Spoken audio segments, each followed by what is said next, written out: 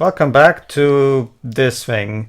Um, Hello, audience. We have a bit of clarification on the point of what we were discussing regarding NetherRealm Studios here. in the previous Joy, if part. you will. Oh, sure. I'll just be real quick. Did find an article about it in the meantime. Basically talks about how for the Mortal Kombat situation specifically, employees weren't necessarily forced to watch the content as much as they were to witness it by association, because the article from Metro UK talks about how you'd have some artists who would be working with these scenes of their own free will, but because video game offices are very open plan, people are sitting very in close proximity to each other. Other employees who weren't working with that stuff were developing PTSD because they had to hear this, they had to see this. They weren't being made to, they just had to because they're working in the same office. A very unfortunate situation there. But yeah, just wanted to clarify that, as far as what was stated by the employees in this article is concerned, they weren't forced to watch anything. So if others were, that's absolutely terrible. But I just, we don't want to sit here and say that they were 100% made to do that. We wanted to clear that up. I mean, if that's true, kind of like the Naughty Dog case. Shouldn't those watching the videos have been wearing headphones or something? Headphones can only do so much. Basically, to sum it up, It'd help mitigate it's sort of similar. At least. I'll explain more later. To sum it up, it's sort of like the Naughty Dog case, but it didn't have the malicious intent nor the absolute forcing of people to do something they didn't want to do. Again, as far as this article is concerned, yes. The main bout of criticism is just that maybe some video game companies need to build their studios in a way that people who don't want to associate with that stuff won't have to be around it if they don't need to. Yeah, they could have just a small room for those who are working with that kind of thing Which is weird. Go and look, Which is weird. Work from home, because as the latest pandemic has been showing, apparently video game devs can still work from home too. Well, obviously. But couldn't that might end up, the kids might end up accidentally watching it if they have any. Oh, I'm sure they'd be responsible parents and Dwebs, of course, the idea would be to tell the kid, no, daddy's gonna work and he's gonna lock the door, so you're not allowed to see this, so go play. But anyway, pretty much. Yeah. That is weird though, because I can't speak for most companies, but we know from Ferris behind the scene videos that Level 5 has a vision room, where they have a big screen to watch stuff. So, not that Level 5 employees would ever need that because they don't make those kinds of games anyway. But if that was the case, they would have a room specifically for that purpose. So, technically, the employees that do not want to watch it technically would not even have any problems with it, probably. So, you'd think NetherRealm would have something along those lines? I wonder if they it's probably would. It would be called a conference room, the kind of room that I'm talking about. Maybe people could go in there. I don't think it's out of the realm of possibility that studios like that have a room like that. Because you're NetherRealm. I do wonder if maybe it's a case of them not allocating for that in their budget potentially. Grant, I've never been to the studios of NetherRealm.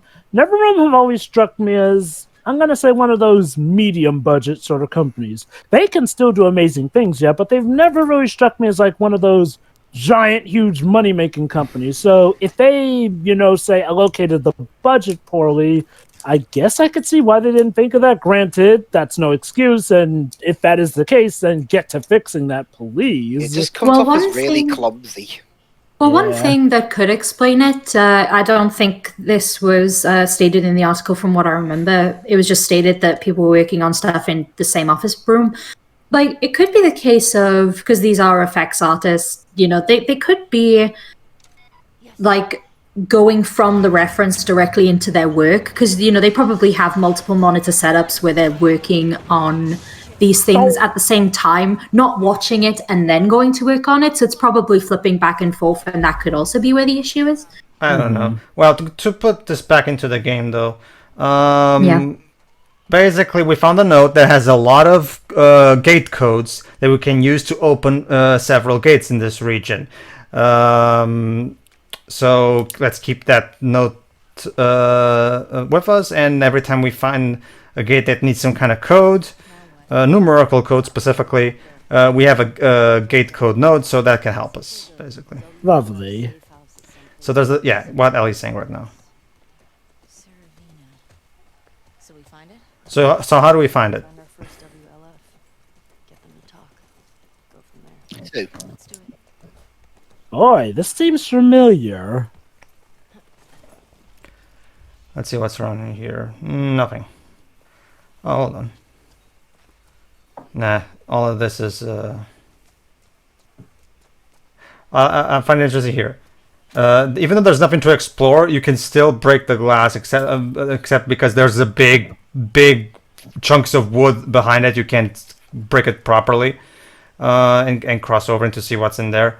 But there's another detail there where you can actually crack the glass with your knife there. So there's that. So yeah, let's find the Severina base.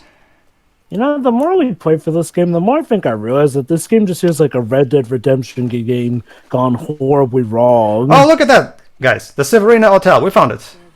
That was fast. Ah, The Severina Hotel. Sorry. I mean, it helps that it says so in giant letters. Let's find a way past this. Might as well just say, "Here's the Saravina Hotel, you dipshit." So there you go. There's a graffiti saying here, "Fuck Fedra." So Ali decided to nickname this gate the Fuck Fedra Gate. how nice. Yeah. You know, maybe it's just me, but this story feels a little too straightforward. Well, yeah, that's the big problem with this story. It's literally just nothing but a very basic, typical revenge plot. That's all it is. Back in Boston, they catch you tapping the wall like this. Beat the shit. Basically, like I said, we're pretty much going through the checklist here. Like, oh, father figure gets killed, it's time for revenge, and now we set off on our quest, and yeah, that's pretty much it. Now, mind you, I'm not saying you can't do that story well, but again, this feels like a Red Dead Redemption plot done badly. So in a sense, it feels like a Western done badly. Mm-hmm. Jeff, we've already watched John Carter. You can even call that a Western. That's not a Western. That's not a Western. Well, part of it is a Western. But Lone Ranger would be a better example. And yes, Lone Ranger's plot worked better than this. Against you. Such a pity most of the movie was boring. Well, that's just it. Upon our rewatching of it, we actually found that we liked, the first third and the third. It was just a lot of the second third was bogged down here and there. And even still, Lone Ranger had some pretty great set pieces, which this game terribly lacks. And you know what? Lone Ranger also did the whole revenge plot, or revenge is wrong, or revenge and justice thing better than this game. Shit. The note. What? And that was an extremely notorious bomb back in 2013. I'll Same year the first game came out. I'll admit, I do chalk a bit of that up to. I do chalk a bit of its failure up to it was kind of a bad time to release that film, as well as, maybe it might have been received better at a later date, because for all its problems, it was legit one of the few times, well, I say few because, nowadays Disney don't always like to try new things. They do still, but not often, unless it's like from Pixar or the MCU more often than not. Lone Ranger was Disney And their own trying animation something studio. else. Yeah, I guess so, yeah, that too. But outside of like those three, Disney aren't really in the mood for trying new stuff, which, has kind of become a bit of a notorious faction for them, mind you. Mandalorian National turned out. Geographic. Where are we? National Geographic doesn't really count. That's like a documentary. All right, so we're here. Here. Nice. I'll mark it up as we go. So let's mark up the map as we go. So there you go. Taking a cue from Uncharted Lost Legacy.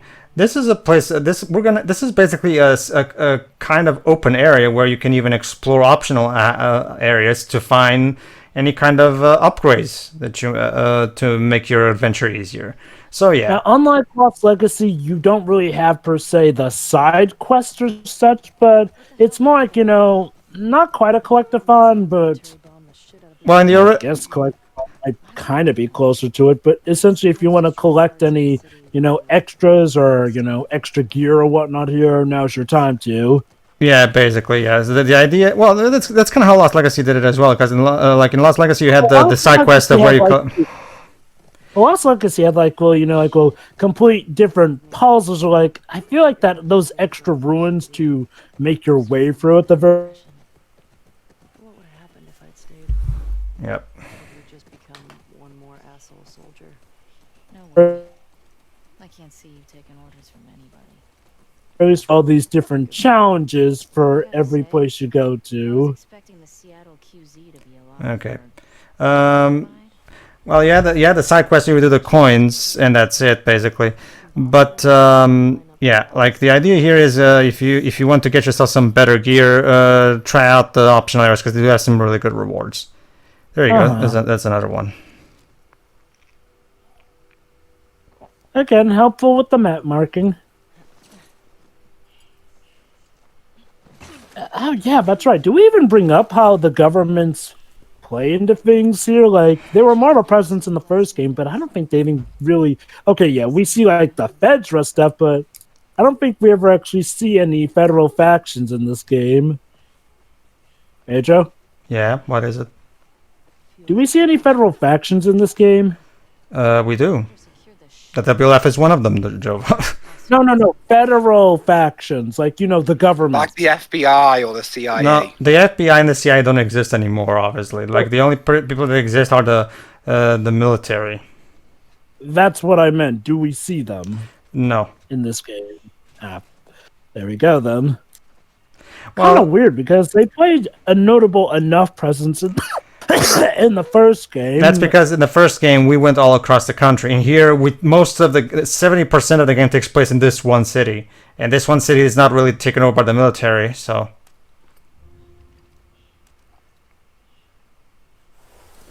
all right, let's see. Check what else is in there. World trekking, but yeah. All right, hold on.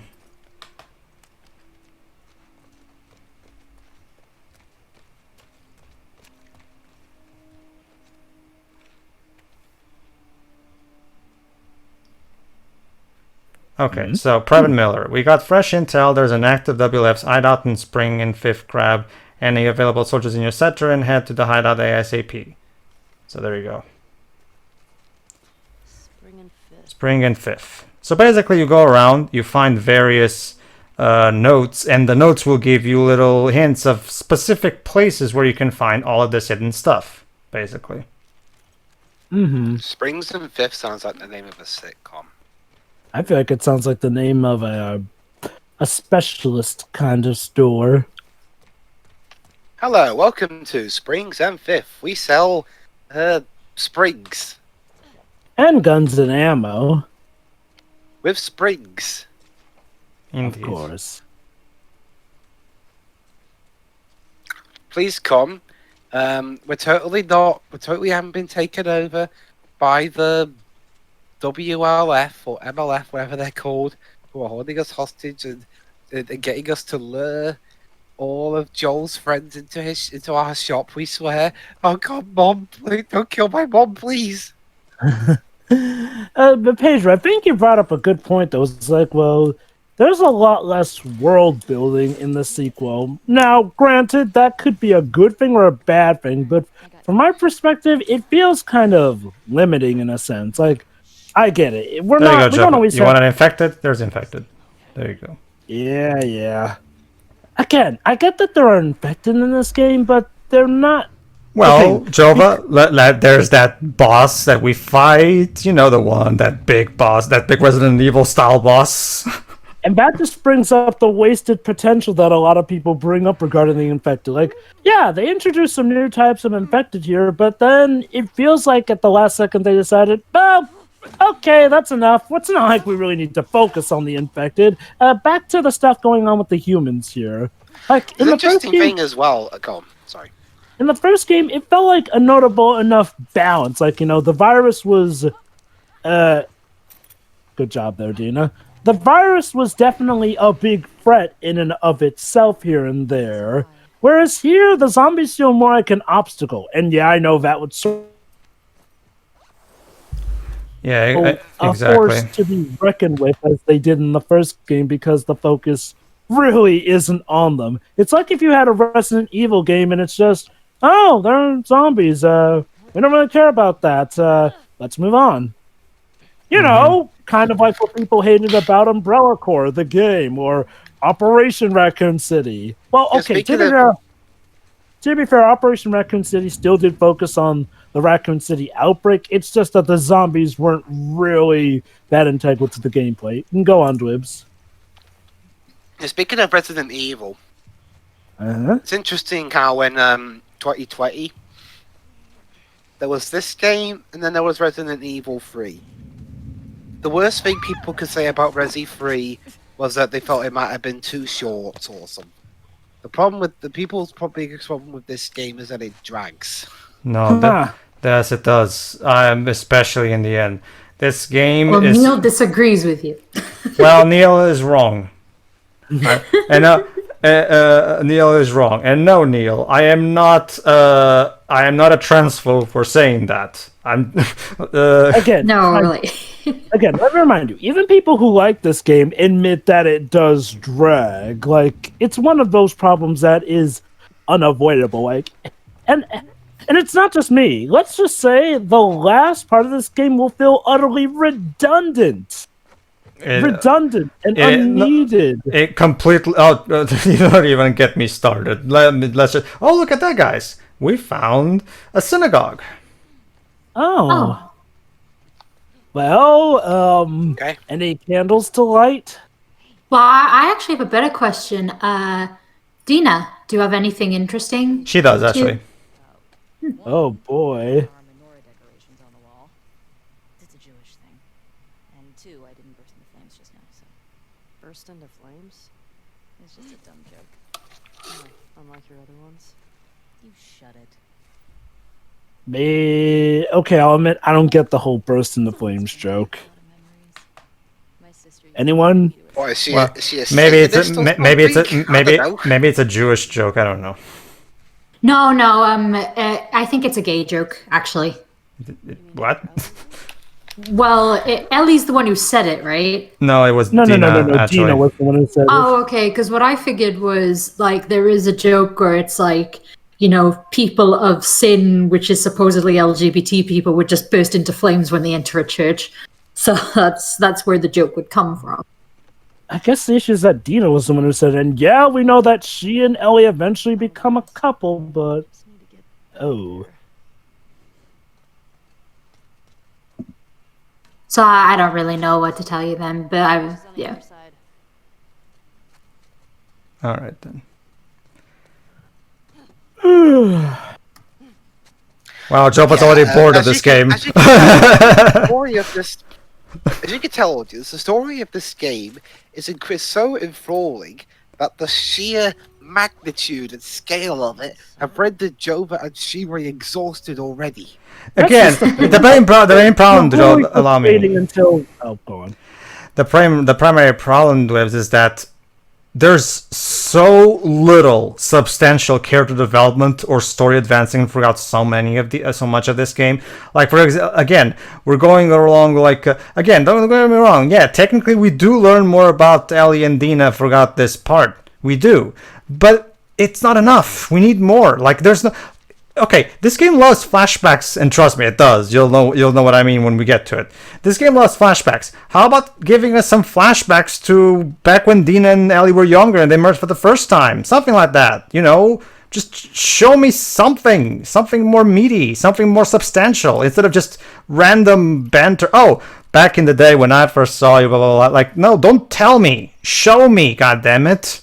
Yeah, I mean, this game is, you know, flashback trigger happy enough as it is. It makes no sense why they wouldn't show this stuff.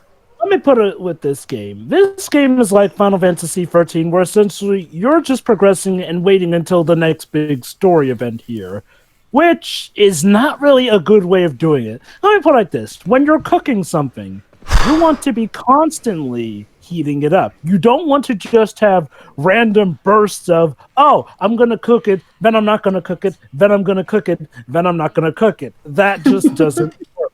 And that's what this game feels like. Whereas, again, the first Last of Us felt like there was progressive dialogue here and there that helped the scenes going on. And for the most part, it felt character-driven.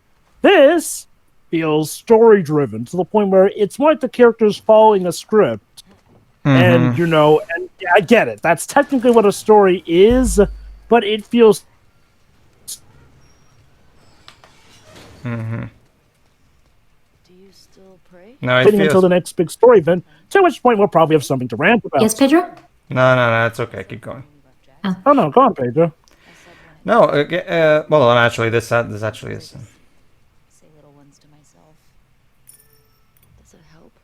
Just always remember that the characters are the most important part of your story. Mm-hmm. Well, it depends on what kind of movie you're or a movie or game you're making, right? When it's something like Journey, it's not so much about characters, it's more about themes. Because Journey is intentionally made to be abstract. Same thing with 2001: A Space Odyssey. 2001: A Space Odyssey is not really about characters. Most of the time, there's not even characters in it. It's more about the themes that are being presented through the visuals and stuff like that. Again, I'm also referring to media like this and like TV shows and such. Yeah, don't know there are exceptions, sure. Not only that, but here's the problem. Okay, Neil, you wanted to introduce this whole new cast of characters to go alongside or replace characters we knew and loved from the first game. Do something with them. Don't just have random bouts of, oh, random factoid here and expect us to like said character here and there. Going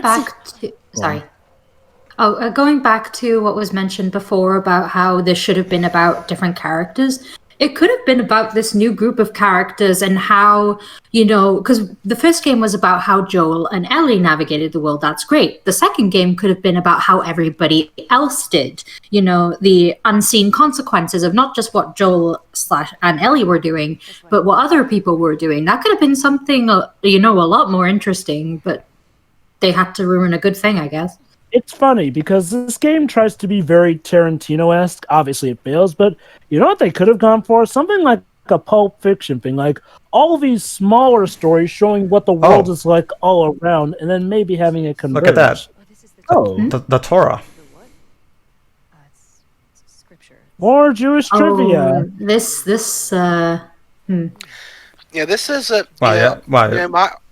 Honestly, my RE lessons at school were more exciting. Well, I agree. But what's wrong with the Torah? No, sorry, go ahead, Pedro. Go ahead. Well, the Torah is just like she said. It's basically the Jewish Bible. Yeah, no, that's not the issue.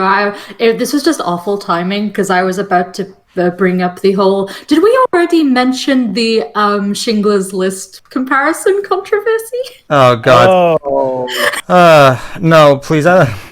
Okay, let me just sum it up real quick. Just leave that one. Let me. Okay, fine. I will sum it up real quick because I don't even want to give those people the attention that they don't deserve. Okay, let me skip it.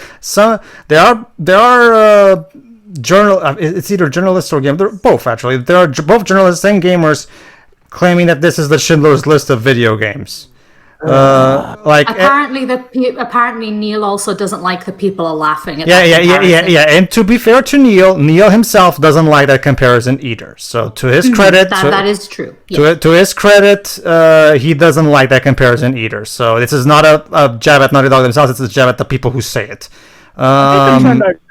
Well, when critics say it, it's more them trying to praise this game, and almost, to quote Deji, I think Dej put it well when he said that it feels like the critics are embarrassed to like games when they say that, oh, this thing is amazing and makes other games look like more crap movies in there, whereas fans, some people do legit say that in praise of it, but I feel like a lot of people I've heard who aren't critics kind of say that in jest because you know, it kind of feels like desperate praising of a game when you resort to that. That's not even the worst example of stuff involving critics in a Sony game, to be honest, that I've heard. Mm-hmm. All right. Okay, now that that's out of the way, shoot, there's nothing really to talk about story-wise. Actually, there's a journal to read. I'm starting to sleep. Keep seeing him yeah. in his head. Dina seems to be sick. Thinks she can't. Oh no, we already read this. So I'll let her remember that one. The general stuff Okay, is here we go. When I think about him, all I see is open skin, slack jaw, insides out. I won't let her remember me that way. I'd rather die alone. So basically saying that she's trying to keep a strong face for Dina. And then here's another song. Did she die alone? Blah blah blah. Was he with you in the end? Blah blah blah. Make more than I was with him. Beyond faith in pain. I don't like. So basically, more songwriting from Ellie. That's the basic gist. Can I have a time, please? YouTube just isn't working with me today. Okay, go to 25:30, please. See if you can get there quickly. At 25:31. Sure. There's something going on there anyway. All right, and click. There you go. Okay. Okay, note. Well, Joe, but technically these notes are supposed to be the world building. Lieutenant Torres, 70 years ago, my grandfather fled Germany with his family as World War II began. He escaped thanks to the kindness and bravery of a Polish family. And so the wheel turns and the cycle continues. Tonight, my family has packed our belongings, and due to our kindness, we'll be leaving the city, escorted by your brave men. Thank you for helping me preserve what we could of our shut. It is difficult to leave our home behind, but in the end, it is people, living people. That matter. That's the matter. With one thought, in every turn from a better world, there is often a stronger correction towards it. Do not lose hope for the future. As the old saying goes, it takes one candle to dispel the darkness. May God watch over you always. Rabbi, insert name here. Okay, I've got okay. The only way this game can be redeemed to me is if the ending is kind of like the ending of Crime of the Age, where Ellie turned to the camera and said, there are some people who played this game. Some people didn't like it. No. Okay. And then the last question Ellie asks, do you like golf? To quickly explain to Shiro and people who might not know what Dwibs is talking about. Yeah, I don't know. Okay, allow me to explain. Basically, there's a Cristiano Brothers film called Crime of the Age here, where the biggest crime ever is that someone stole a Bible. No, it wasn't even a Bible, it was a random Christian book. Fine, whatever. Someone stole a random Christian book, and that's regarded as the crime of the age. The character himself said it. It's the crime of the age. Really? That's the worst crime you can think of? I'm certain that movie wasn't tongue-in-cheek, because I've seen the review of it, and, like, I don't know, maybe the actors weren't on some joke here, but the acting feels so tongue-in-cheek. I know, but what can I tell you, Jova? Although, hold on. Out of all the actors in that movie, one of them actually went on to be in proper stuff. All right. Anyway, Pedro. Oh, hold on. I think you'll like this, Jova. A Valiant Music Shop. Yeah, I don't care. Anyway, Pedro. Go ahead, then. I think this kind of, this is actually a good point for me to bring it up. I'm sorry if I don't sound that enthused about, the extra material here, but maybe it's because the base game itself sucks, but, a lot of the extra material... Well, I can tell that the extra material is not all that great either, Jova. So I can tell you that. Yeah. I'm just trying to show off the stuff, because I bothered to record this thing. Might as well show it properly while I'm at it. No. By all means. I'm fine with you showing that stuff off. It's just that, I don't want you to get the inkling that, I don't care about that stuff, but... Yeah, it's kind of hard to care about it because I don't know. I don't care much for this either, Jova. Don't worry. I'm out there. I'm right there with you. Don't worry. It's like we very much appreciate the recording, but I don't know why it's like this is bad. Content. This is a more character development, kind of. Not really, but listen. I love you. Whatever. We're starting a band. How about you be my groupie? Be more enticing. Okay. Fans apparently had these hardcore fans that would just follow them around. Isn't that what I'm already doing? I guess so. So there you go, guys. Dina is Ellie's groupie. Maybe the style would be more enticing if we didn't already know that they were going to become a couple. And they already are. No, you didn't have to be leaked about it. They pretty much advertised it big that these two were going to be a couple anyway, as early as E3 2018. They become a couple officially this morning when they were if you go, I go. Like they don't flat out make a big deal about it. But yeah, they're already a couple at this point. They are. So basically, essentially, if you paid attention to the advertising, you pretty much already know where this is going to go. And assuming you didn't see the advertising, the quote-unquote... I don't know, Joe, but considering how outright fucking lying the marketing was, I don't know if that even applies, to be honest with you. Well, okay. Well, when it comes to her and Dina being a couple for, then, it was pretty obvious. Granted, Oh, that is true, Joe, but the marketing kind of implied that it was Dina who gets killed at the beginning, not Joel. That's the problem. Well, Yeah. okay, to be fair, despite that, okay, the marketing was truthful about them being a couple, though. At the Sure, very sure, least. sure, Like, sure. I mean, that much is pretty much there, set in stone. So, okay, but let's pretend you weren't following the advertising. Even still, the dialogue between these two is, well, bland. It is. It's more like they point out, oh, look at that. Oh, this reminds me of a random topic. It doesn't feel natural in the slightest. Which is absolutely mind-boggling to me, because the Left Behind DLC of the first... Hold on, journal in a moment. Let's see. I'll continue after this. Yes, press touchpad to view. Let's view. Ooh, horsies. That's nice. Let's see. Oh, never mind. It's just more songwriting. She just drew she just drew Shimmer. Shimmer, you move too much. Shimmer, you move too much. What? I guess it's the idea, like, she wants him to stand still for her to draw him properly. Oh, okay. All right. I thought it was the writers trying to be art.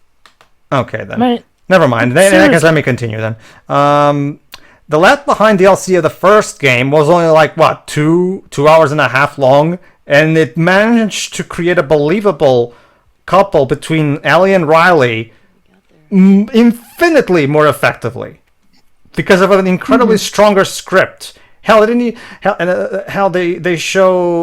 even show the entire history. They just showed them being a really cute couple. Even if they weren't officially a couple, they were just in the moment. No, I'm just reinforcing your point, really, because again, as somebody who Pedro specifically asked to comment on that DLC originally, it's just very nice. Like, even if they weren't actually a couple, and now we get this.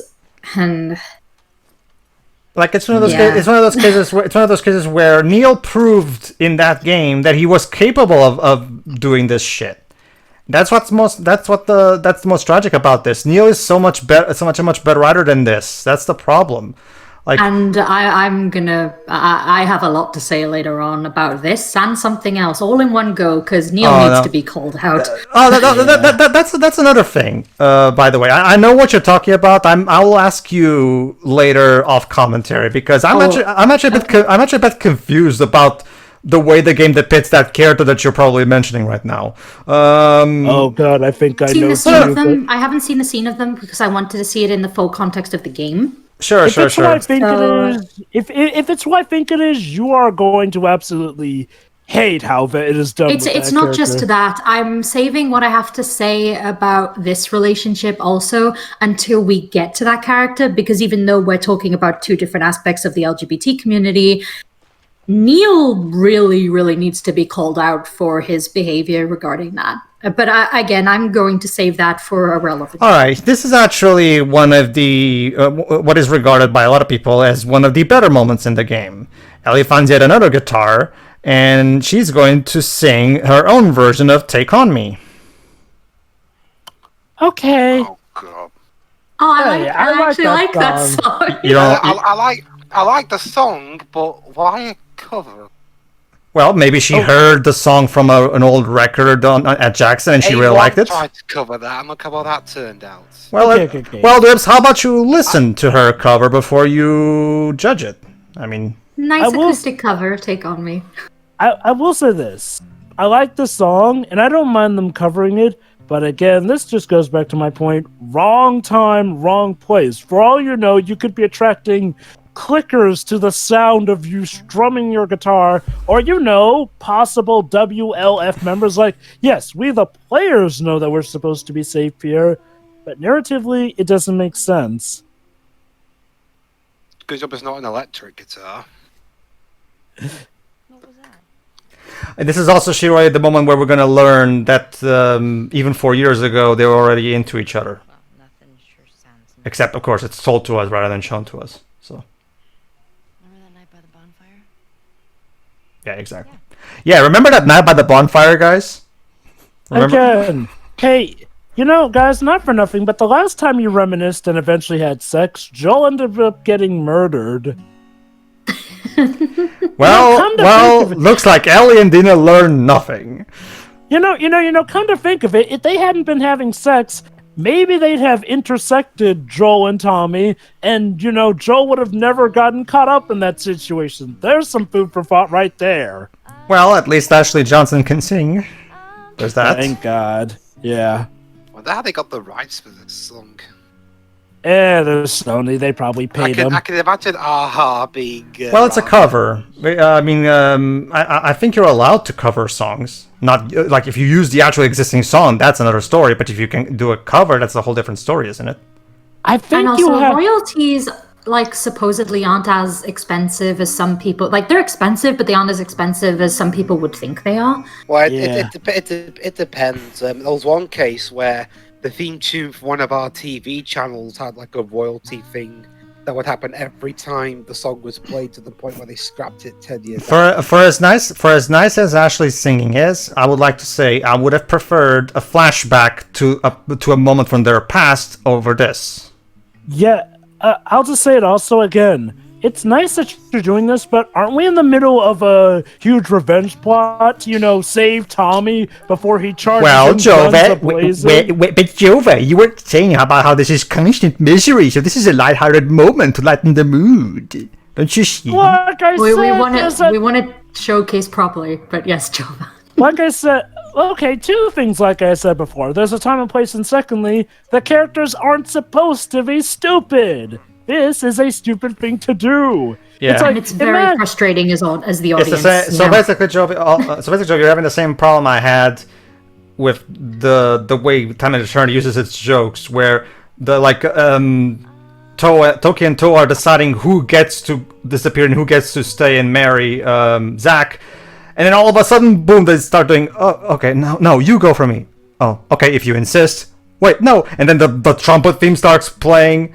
And remember how I got pissed off? Oh yeah, absolutely. And I even said the same thing you said right now. Like, there's a time and place game. Like, seriously. Listen here. I wanted to. Me too. So there you go. Something that ruined. Yeah, whatever. Why should I care? Again, it's just one of those things like, you keep telling me about this moment, these things that could be interesting, but you don't show them to me. Like what makes it worse? Sorry, you don't even elaborate on them. Okay, you don't want to show, you want to tell. Okay, if you're only gonna tell, at least tell me the details. Tell me. Also, come to think. They just throw. Okay, let me put it like this. Real quick. It's like if I'm a bird and I really want that bird seed, but the old man in the bench only throws a grain per turn. Like throw more than one grain at a time, you lazy asshole. Pedro, if you were a rooster, I guess you could say he's really cock teasing you. Exactly. Thank you. Oh, hey, the horse knew to come to us. But anyway, Pedro, isn't that scene actually optional too? It is. That scene is optional, yes. Dang, so you don't even really get a flashback for your work there. Again, now, okay. Yes, somebody could say it's optional, but here's the problem. Neil wants us to feel a certain way with the story here. When you have moments like that pretty much break off the tension, mind you, in places where we're supposed to be incredibly tense because we're literally in the enemy's stronghold of sorts, maybe not have those optional moments here, like, again, maybe save them for a more hospitable environment. Just saying. Again, it's one of those things.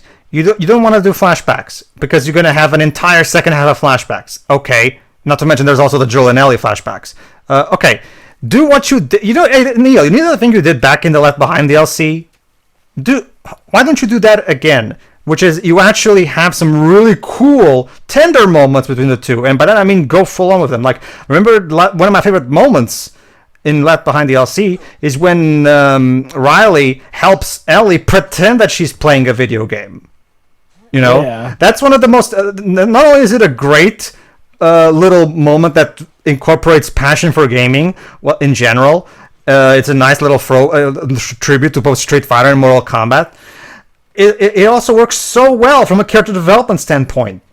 You know, and it does that without a single flashback. So you can do that without flashbacks. You can if you're a good writer. You know, but Ellie and Dina never get a Riley Ellie equivalent type of moment. There's not that kind of stuff in here at all. The relationship is just bare bones. It's like they don't even care to develop this further. They just go ahead. You know what's also sad is like a flashback could have also have addressed my concerns. Like maybe for that optional bit, have Ellie notice the guitar, and then she flashes back to her and Dinah having this moment. You know, you can have your Take on Me cover, Dina, whatever. You know, your Dina moment, and like you can have your Take on Me cover song, and have the whole moment where they wanted to kiss and all that, without taking away the tension. Because with flashbacks, you can pretty much have those go on for eons, and it's like, okay, that's not necessarily it technically is interrupting the tension, but in a way that actually works narratively. Again, they're in dangerous territory right now, as far as we know. They shouldn't be taking things this lax, especially since, like I said, time is of the essence here. It's like if a hero had to shut down a bomb, but before, he goes to take care of that bomb, he goes to file his taxes, then also goes to pick up his kids from school, then goes to pick up his wife, then goes to visit his in-laws, and then he goes to disable the bomb. Well, but there's only like 3 seconds left on the bomb and it blows up and kills. That sounds like a skit that would be in like a 90s cartoon or something. That sounds like a parody of The Last of Us that I would make. It's like it's what you're talking about, Java. It's kind of similar to my problem that I had with that little detour during the snow, where that Ellie loses herself on Dina for absolutely no reason. And like I said, Neil, by all means, Neil. If one of the characters is itchy on her hand and needs to scratch it real quick, be sure to show that too, because it's so incredibly important to the story. I mean, if that's a sign that the infection's starting to eat away at her invulnerability, that'd be one thing. So basically, the biggest takeaway I have from this part is thank God Ellie can sing good, because if she couldn't, I just have another thing. Well, Jova, Ashley Johnson did kind of start her career at Disney Channel, so. I mean, she was on Recess for one. Yeah, she was Gretchen in Recess. Gretchen. Yeah, Gretchen. Oh, cool. That's Disney Channel for you. You go in a child actor, you come out a talented singer. Well, technically, it first aired on ABC, so. All right, just to finish up real quick as well. Remember, Joe, but she's Mexican, as she herself said. She used to live in New Mexico. Her actual name, I'm assuming, considering they never said the full name, is Ferdinanda, and the Dina is taken from that full name, because that's actually an abbreviated way of saying Ferdinanda or Ferdinando, which is a Latino / Spanish / European rooted name. So that's where the Dina comes from, and it's why the I in the word, you read it E rather than I, because that's how you read it in Latino and Spanish languages. So that said, if she was born in New Mexico, she's technically American, because New Mexico's a state in the USA. Well, I'm just going off what the game gives me. So, she says she's from Mexico, so and she says her name is Dina, so I can only assume her name is Ferdinanda, because Dina is a way they use to not have to say that long name all the time, every time they mention her. But whatever. It's just because the reason the I is read that way is because it's not an English name. But anyway, see you for the next part. We'll save it for the next part, everybody. See ya. Sorry. See ya.